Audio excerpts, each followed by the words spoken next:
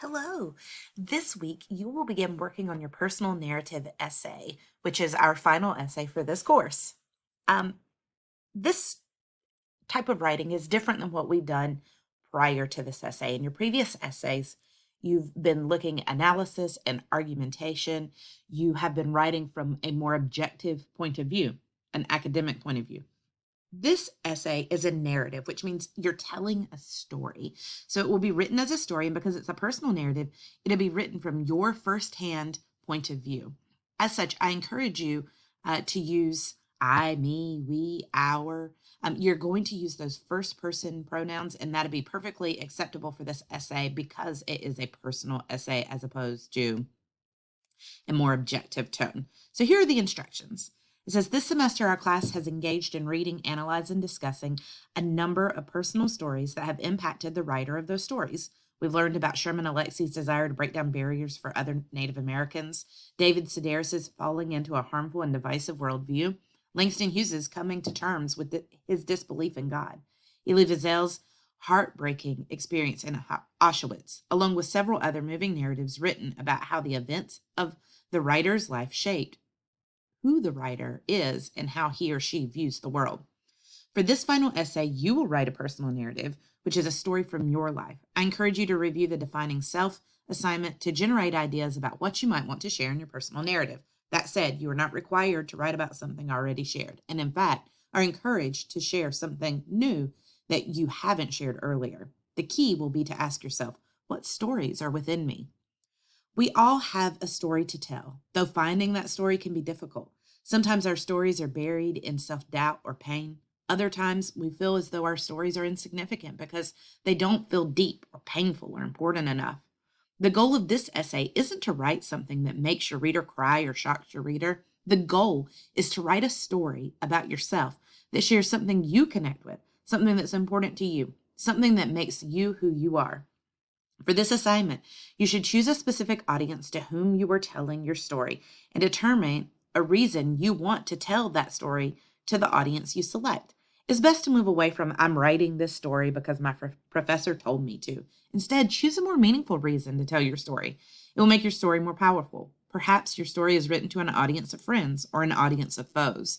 Perhaps you will write your story with a parent or loved one as your intended audience. Perhaps you'll want to write to a general audience to share some sort of life truth. Or perhaps you want to tell your story to someone with an opposing viewpoint. What's important is telling your story for a reason to a specific audience. So I want to pause here just to recap some of the things that were mentioned.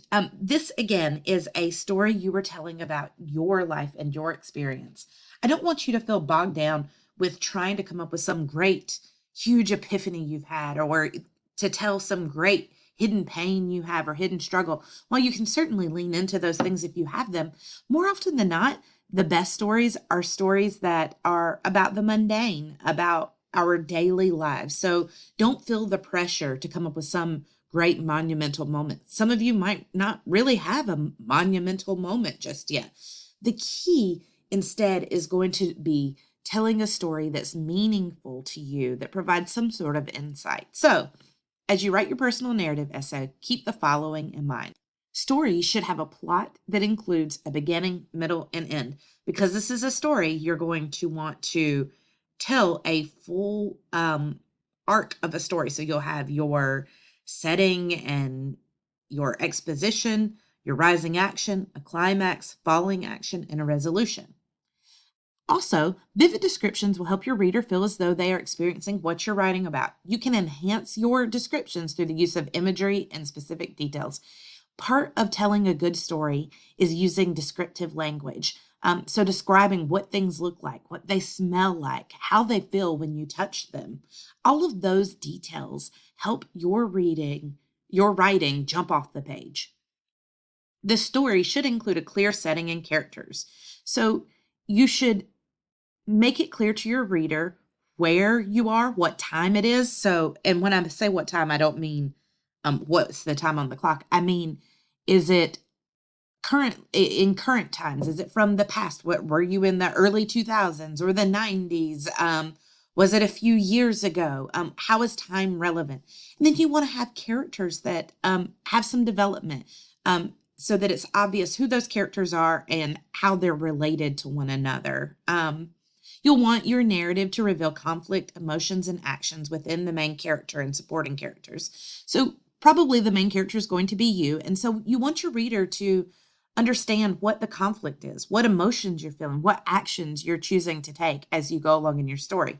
So if we think about in the Langston Hughes essay, Salvation, he is our main character and he's feeling conflicted because he wants the experience of being saved, but he's not feeling the emotions that he thinks he's supposed to. And so that's alienating him from having this experience that his family and his church family are saying he should have. So think through how you can portray conflict and emotions and the actions. The use of dialogue between characters or even internally will add realism to the story. So actually writing out what characters are saying will make your story better. It will likely be best to focus on a specific encounter and not to stretch your story too thin. This is very important. It's more important to single into a specific encounter or a specific day than to try to, for example, tell the story of your entire relationship with your current significant other or a past significant other. Instead, focus in on a moment that encapsulates the truth of that relationship or that event.